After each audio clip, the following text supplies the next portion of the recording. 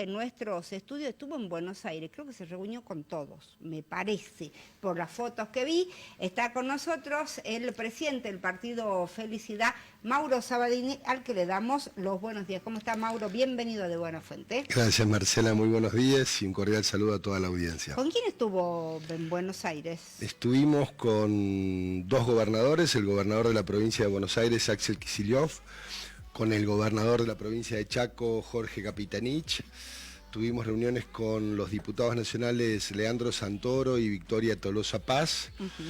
También tuvimos un encuentro con Agustín Rossi y también con sectores titulares de asociaciones vinculadas a la producción y al trabajo, como puede ser Gestara, con su titular Leonardo Duba, con el referente nacional de Generación Patriótica, compartimos muchas jornadas de trabajo, Leonardo Moyano, también con Gustavo Van Ziller, que es el referente nacional de una federación de cooperativas que tiene presencia en más de 14 provincias, siempre tratando de analizar un poco lo que viene pasando en el país y poniendo en agenda, en la medida de nuestras posibilidades, a nuestra provincia, para que también las miradas estén aquí y se entienda que hay un espacio político amplio, un espacio de pertenencia, que es el Frente de Todos, al cual queremos contribuir y al cual queremos apalancar para que en el 2023 exista una opción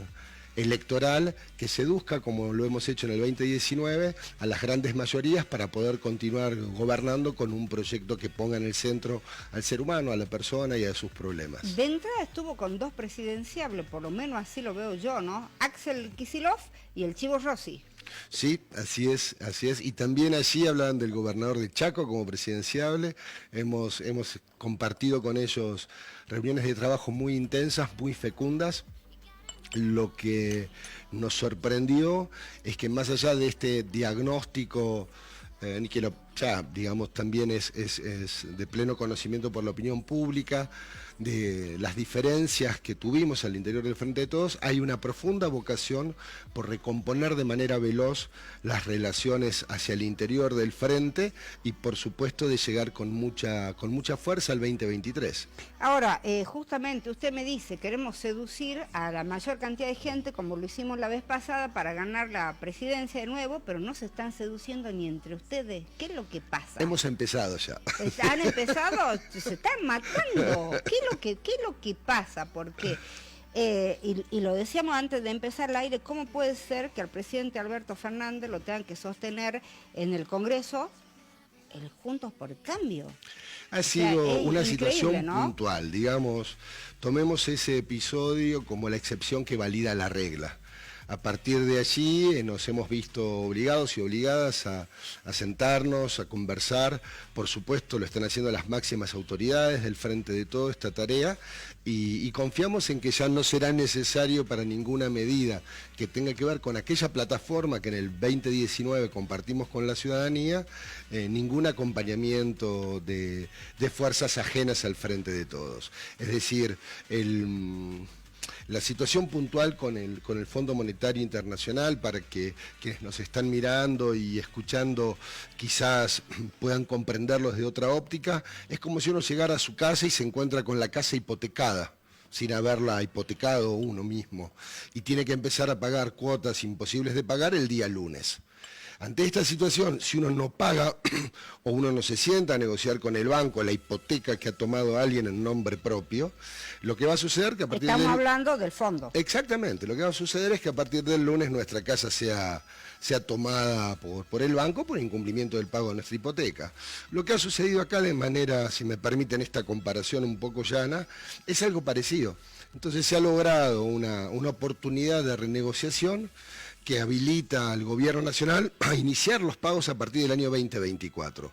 Por lo tanto, ha pasado la pandemia, el año pasado hemos crecido 10%, este año se estima un crecimiento mínimo de 4%, Marcela, y quienes nos están mirando, acuérdense de este número, vamos a crecer por lo menos un 4%, de manera tal que en noviembre y diciembre estaremos aquí compartiendo el análisis sobre el crecimiento que ha tenido nuestro país. Dios lo oiga, Dios lo oiga.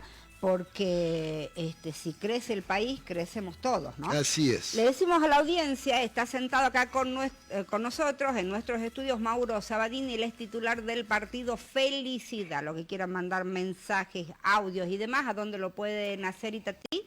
La audiencia se puede comunicar a los teléfonos 387 41 47 505, 387 4858 977, o bien en las líneas fijas 421 4208, 421 4199, Marce. Y ya tenemos algunas consultas antes de que yo dé los teléfonos, y me dice, y eso quiero que lo explique usted.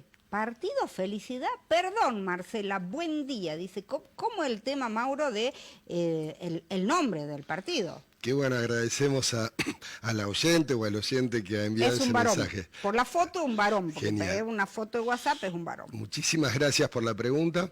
El Partido Felicidad nace en el año 2016, cuando se da esta primera fractura, si se quiere, al interior de lo que era el Frente para la Victoria, luego del triunfo de Mauricio Macri. Es un partido político que pretende recoger lo mejor de la tradición humanista, progresista de nuestra historia política, comenzando, si se quiere, por la revolución del Parque del 1890, allí de los radicales, que después, con acumulación de otras revoluciones, posibilitó que se ampliara el sufragio universal, que luego tendría su punto de universalización con el voto femenino en tiempos del gobierno de Juan Domingo Perón, y posteriormente la ampliación cuando comienzan a votar los jóvenes de 16. Aquella revolución del Parque, también en la línea del radicalismo podemos recoger a Hipólito Yrigoyen, que decía que la función del gobernante era la de garantizar un mínimo de felicidad para el pueblo, para la gente. Después podemos también recoger en ese ideario a Raúl Alfonsín.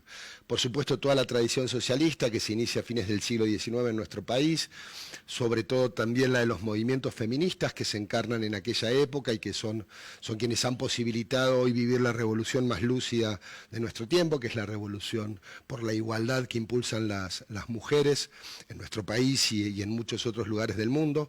Por supuesto, tenemos un fuerte anclaje en la doctrina peronista, sobre todo en aquella que ha tenido su correlato en el gobierno que va del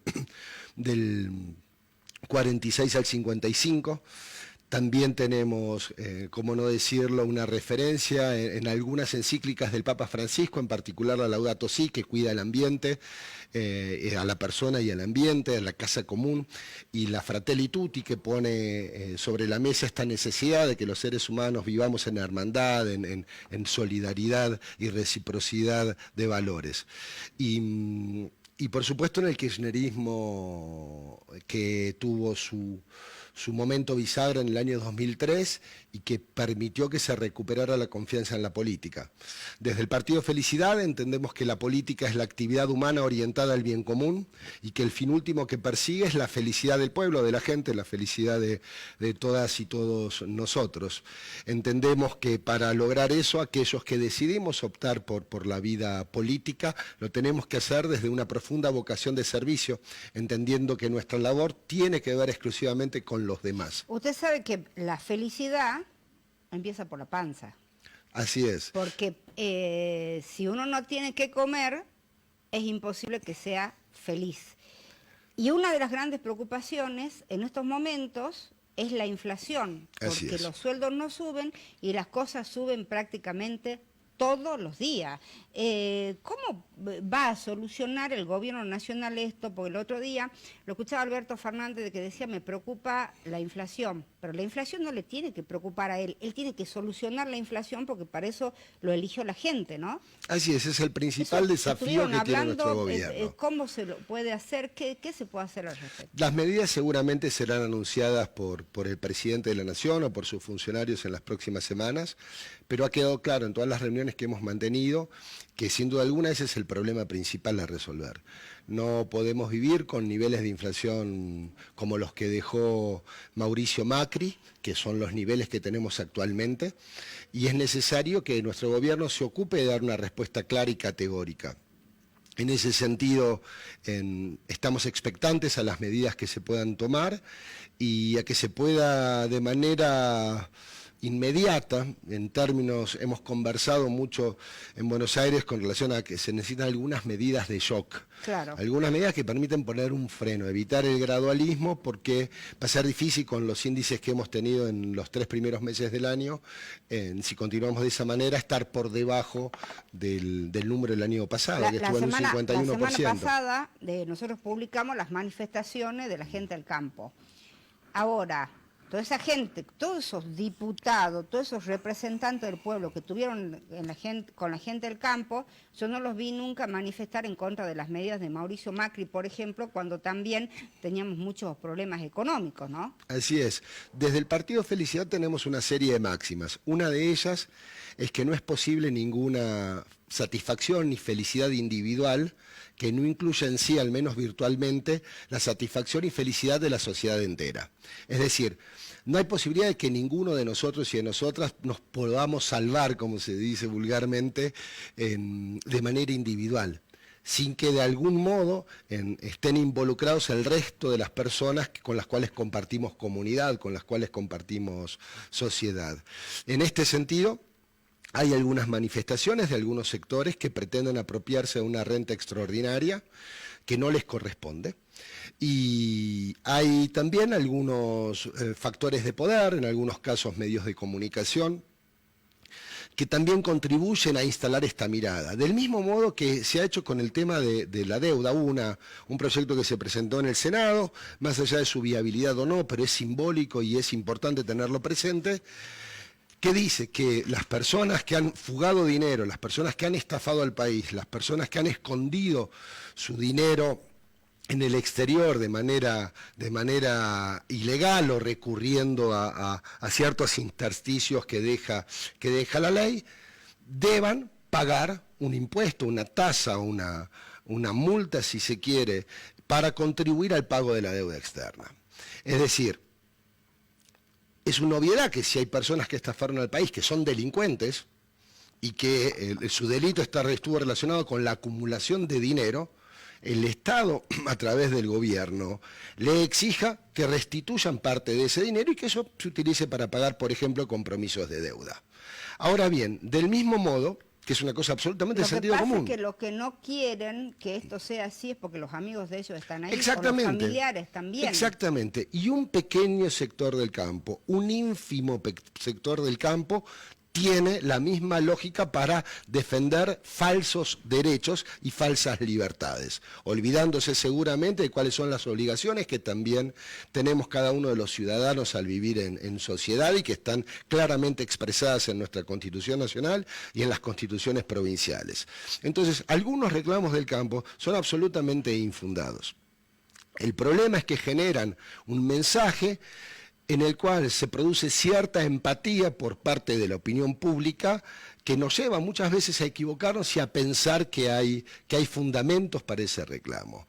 Hoy los sectores agropecuarios están siendo beneficiados por una serie de factores económicos y también políticos y geopolíticos que ha posibilitado que la renta que obtienen de sus operaciones comerciales sea extraordinaria. Y es sensato que el gobierno tome medidas con relación a esa renta extraordinaria para contribuir a la mejora de la calidad de vida de los 44 millones de argentinos. Entonces, no estamos en contra del campo, al contrario, somos la República Argentina, digamos, estamos orgullosos y orgullosas de nuestro campo, de nuestros trabajadores del campo, de los pequeños productores. Sin duda alguna, los trabajadores de la tierra son un orgullo para nuestro país. Pero cuando hablamos del campo, en realidad se está hablando de 8 empresas, de las cuales 7 son extranjeras, 8 empresas, de las cuales 7 son extranjeras, que oligopolizan, que tienen el control y el dominio del 95% de las exportaciones que provienen del campo. Entonces, el problema es ese. O sea que el campo no somos todos. No, no somos todos porque nos hacen creer que somos todos, pero después terminan siendo 8 empresas de las cuales 7 son extranjeras. Entonces, Así como también tenemos y hemos discutido y seguiremos discutiendo la posibilidad de que los puertos, la mayoría de ellos, vuelvan a ser parte del Estado, con los controles correspondientes, etcétera, pero también tenemos la mayoría de los puertos en manos extranjeras, en manos privadas. Entonces, es importante dar estas discusiones, que seguramente están relacionadas también con la formación de precios. Entonces, si tenemos 8 empresas, de las cuales 7 son extranjeras, que oligopolizan la exportación de granos, por decirlo de manera simple, está claro que quienes van a determinar el precio de ese grano son esas empresas y no el pequeño productor. Tengo muchas preguntas de los oyentes, porque a medida que nosotros vamos charlando, yo estoy mirando el celular y son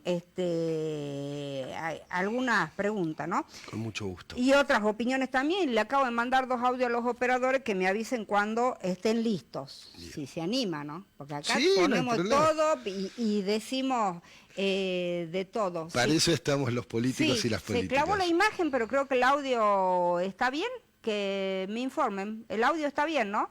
Lo que se clavó es la imagen, bien. Pero ya, ahí está, acabamos de volver. Es el tema de la tecnología. Se joroba algo y estamos muertos. Pero es el gran desafío del siglo XXI también. Sí, dice, si son 8 las empresas extranjeras, entonces que no hable del campo, que hable y de los nombres y apellidos de las empresas. Bien, es fácil, es cuestión de googlear simplemente. Bien, otro dice, felicitaciones por la pregunta de la panza, claro, porque es lo que más consulta la gente. Dice, hablando de Rossi, ¿es delincuente Rossi? Le preguntan. No, ¿cómo va a ser delincuente? Que yo sepa no tiene ninguna causa en curso y al contrario es un hombre que contribuye de manera cotidiana y permanente a la reconstrucción de nuestro espacio y lo ha hecho desde diferentes lugares de responsabilidad, ha sido ministro de la Nación, ha sido legislador nacional, ha sido presidente de nuestro bloque también, ¿no? Es un hombre de bien, no hay ninguna, si el oyente o el oyente tiene algún dato al respecto que lo aporte, pero tenemos entendido no solo que no es ningún delincuente, sino por el contrario que es un hombre que hace aportes sustantivos para el desarrollo de nuestro país.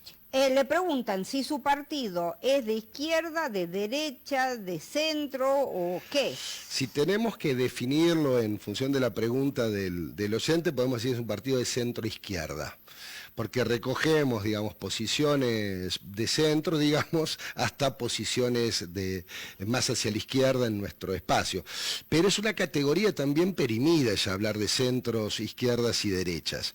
Recordemos que esa categorización proviene de la Revolución Francesa de 1789 y cómo se ubicaron en aquel momento los revolucionarios en el hemiciclo.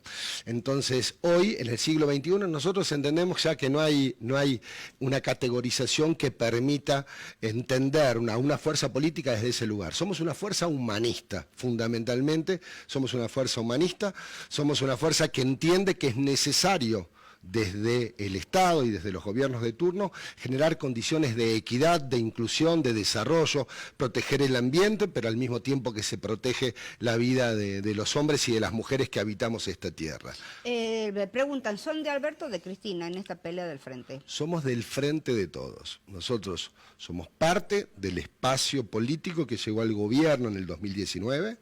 En el año 2021 hemos logrado ser también, nos hemos integrado a las listas del Frente de Todos en la elección provincial, luego también por estas circunstancias que todavía sufrimos y que venimos conversando en el año 2021, hemos tomado la decisión de competir en la elección nacional con una lista propia de diputados nacionales, enfrentando a una lista del Frente de Todos, pero en términos de pertenencia somos parte del Frente de Todos. Creemos que este gobierno y que este esfuerzo que se ha hecho poniendo una unidad por encima de las expectativas partidarias o sectoriales que produjo esta fórmula que llevó a Alberto Fernández a la presidencia y a Cristina Fernández a la vicepresidencia, pueda continuar hasta el 2023 dando mejores resultados. Como bien decías, Marcela, la inflación es uno de los problemas centrales y allí estará la medida seguramente que cada familia argentina tendrá para evaluar la gestión del gobierno. Vamos a Salta. Ustedes estuvieron,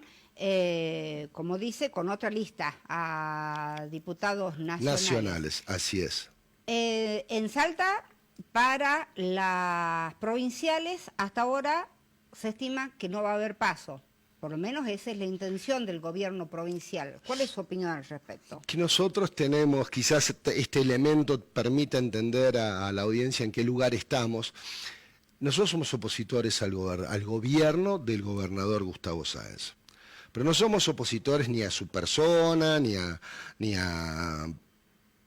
al origen que lo llevó al gobierno, que llegó el gobernador Sáenz con apoyos de Cambiemos, llegó a gobernar nuestra provincia, claramente, más allá de que ahora tenga una alianza con algunos sectores del gobierno nacional. Somos opositores porque entendemos que las medidas que el gobernador está tomando van en sentido contrario del desarrollo, la equidad, la inclusión de nuestra provincia. ¿Cuál es, por ejemplo? Lo hemos repetido y lo seguiremos haciendo con énfasis. Su agenda de prioridades es distinta a la del gobierno nacional y es distinta a la de nuestro partido. Apenas se asume en diciembre del 2019, reforma la ley de ministerios y lo primero que hace es eliminar dos de los ministerios que tenían como prioridad absoluta ocuparse de los problemas de los últimos de nuestra sociedad, de las últimas de nuestra sociedad.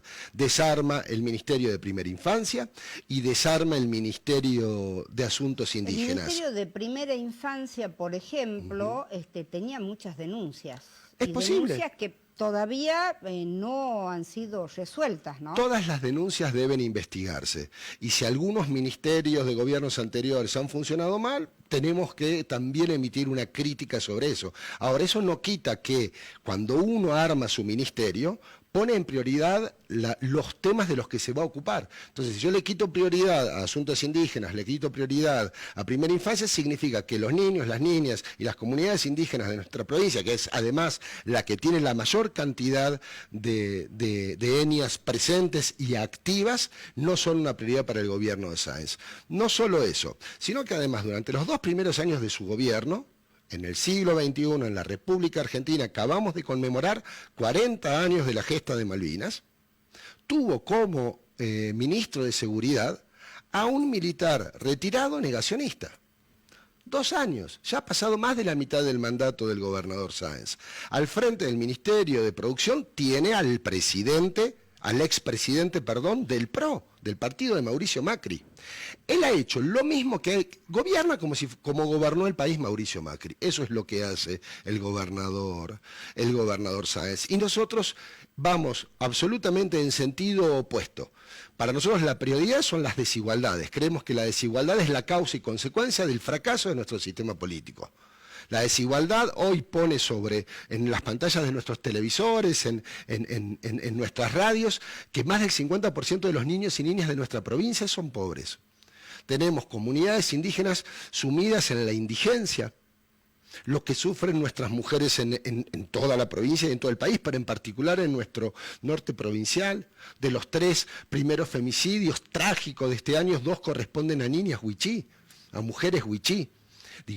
Todo esto es consecuencia también del mal gobierno de Gustavo Sáenz. Impulsa una reforma constitucional, no perderemos ahora tiempo aludiendo a la oportunidad que hemos desaprovechado como pueblo, una reforma constitucional mezquina, pobre, acotada. Y mientras ese proceso se da, envía los nombres de los auditores que debían ser, su modo de elección y duración de mandato debía ser discutido por la Convención Constituyente que él impulsaba. Apenas asume, nombra 3 jueces en la Corte Suprema. Dijo que eran necesarios para acelerar las causas. Eso fue pero lo puede dijo. hacer de manera transparente, lo puede hacer con mayor apego a las leyes, lo puede hacer con mayor transparencia, lo puede hacer sin recurrir a un discurso que suele generar cierta empatía y hasta cierta aprobación por parte de la dirigencia política, pero cuando uno se remite a lo que efectivamente se ha hecho, no se hizo lo que dijo. Para nosotros, la dirigencia política debe hacer lo que dice y lo que piensa. Nosotros pensamos, enunciamos lo que pensamos y debemos obrar en consecuencia. El gobernador no hace eso, hace todo lo contrario. Tenemos dos audios que ya enseguida lo vamos a poner al aire, pero yo se los voy adelantando. Okay. Dice, ¿qué soluciones va a dar a las personas con discapacidad que ganan la mínima? ¿Qué se hace en las provincias con los adultos mayores? Y otro también dice, critican a los chicos que se pelean en las escuelas, pero los adultos están muy agresivos debido a la situación económica. Bien, con relación a lo que el gobierno provincial hace en materia de discapacidad, sería importante que lo enunciaran. Yo he sido funcionario del gobierno provincial y me consta que los empleados públicos del gobierno de la provincia de Salta y muchos de los funcionarios designados políticamente trabajan de sol a sol tratando de brindar soluciones a la gente. Lo que nosotros señalamos son las decisiones equivocadas del gobernador y la agenda de prioridades del gobernador. Por otra parte, lo que sí puedo decir es que el gobierno nacional ha tomado medidas en este sentido. El gobierno anterior de Mauricio Macri había desarmado el área de pensiones, que así se la denominaba, donde estaba incluida el área de discapacidad, creando una agencia de discapacidad que lo que hizo de manera efectiva fue frenar el otorgamiento de los certificados de discapacidad a personas que les correspondía. Solo haciendo un cálculo económico, usted recordará, Marcela, y la audiencia también, que el gobierno de Mauricio Macri se caracterizó por gobernar con una planilla Excel. Teníamos manifestaciones todos los días de los ciegos, por ejemplo. Así es. Que tenían que ir a ratificar que seguían siendo ciegos. Entre otras cosas, eso era increíble. Así es. Tristísimo además. Tenían ceguera de nacimiento y había manifestaciones de David Jasley y demás, que decía, ¿cómo puede ser que yo tenga que ir a decir que sigo siendo ciega? Así es. Entre otras cosas. Más preguntas. Dice, el fracaso de la política, dice, es la plata que se robaron todos los políticos. Su mensaje, o sea, el suyo, es de 80 años atrás.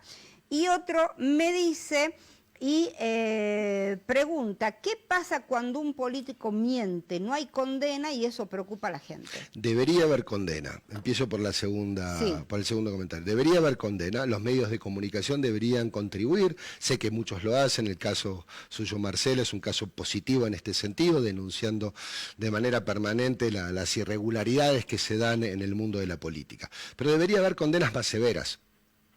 Está claro también que ante cualquier comisión de delito que cometa una persona pública que se dedica a la política, a nuestro entender las penas también deberían ser más severas que para cualquier otro ciudadano, porque las responsabilidades que tenemos son responsabilidades públicas y consideramos que eso es un agravante.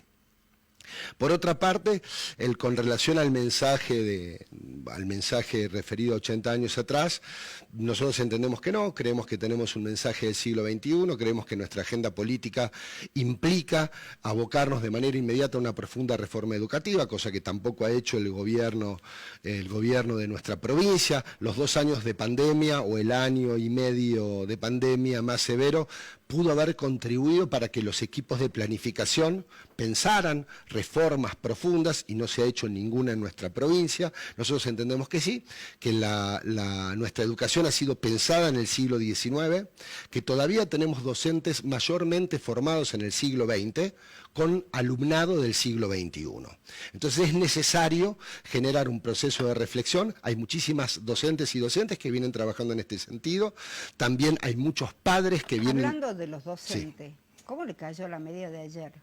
Perdón, no sé cuál sería la medida. El gobierno nacional quiere aumentar una hora de clase en todas las escuelas, le va a pagar el 25% más a los docentes, de los cuales el 80% se tiene que hacer cargo a la nación y el 20% la provincia. Ayer los gremios estaban que trinaban, no estaban de acuerdo con eso, ¿no?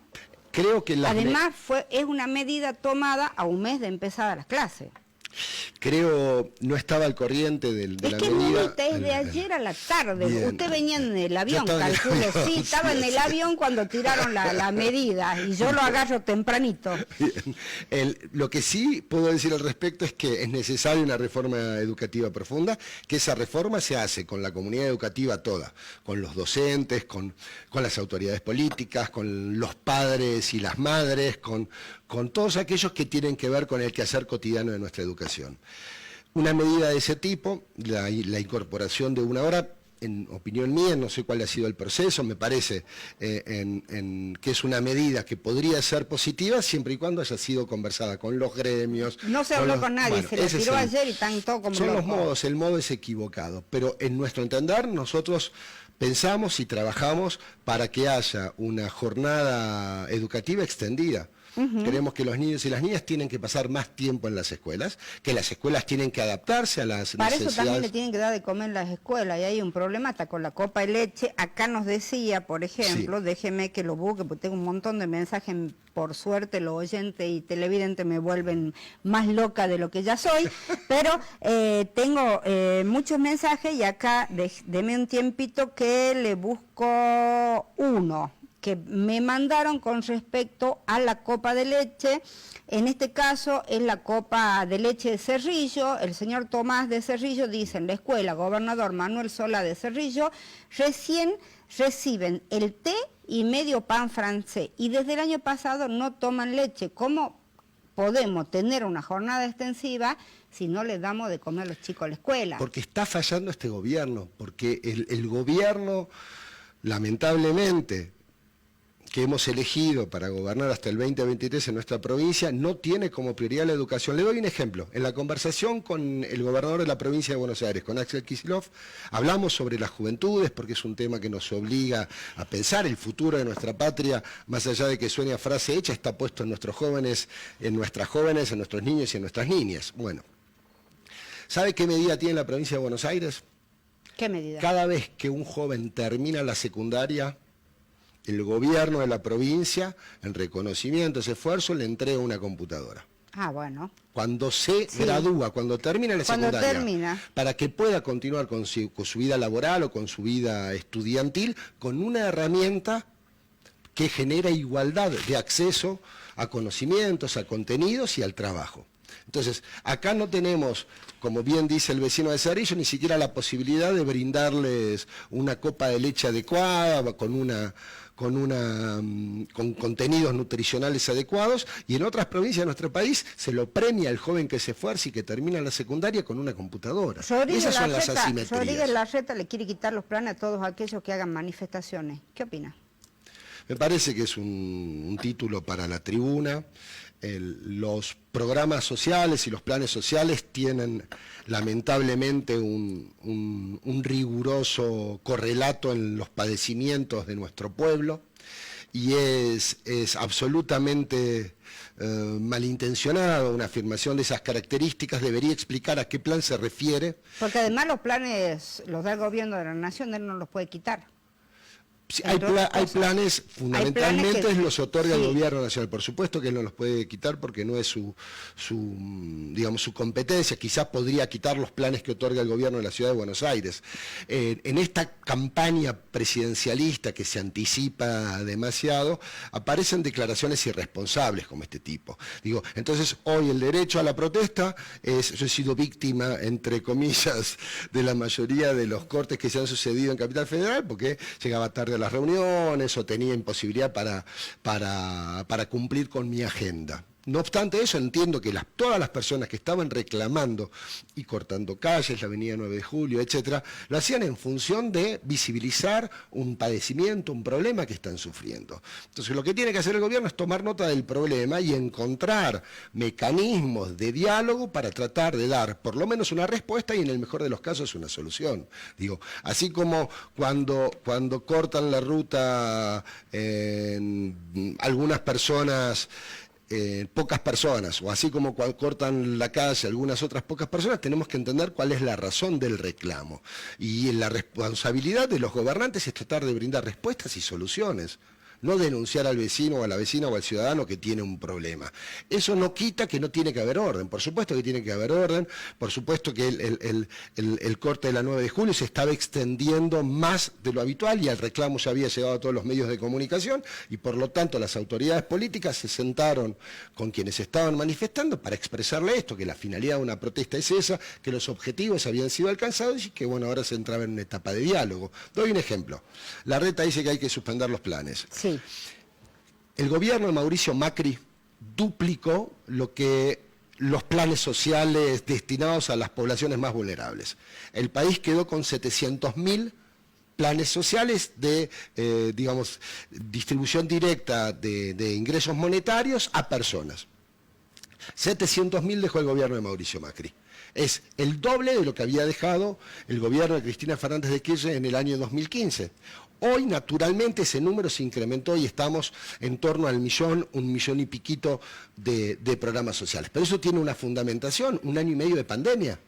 Entonces, a partir de ahora, las reformas económicas, las reformas en materia productiva, de asistencia a los emprendedores, a las pymes, a la generación de empleo genuino que está tomando el gobierno nacional, tenderán seguramente a que muchos de los tenedores de esos programas sociales puedan encontrar otro modo mejor, un empleo de calidad o un autoempleo de calidad que les permita perseguir su proyecto de vida y de familia. De eso se trata. Los planes sociales no son un regalo que se le hace a la gente.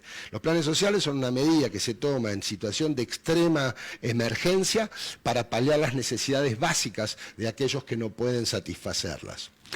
3 preguntas y se me está por acabar el programa. Están como locos los oyentes, los televidentes y yo también.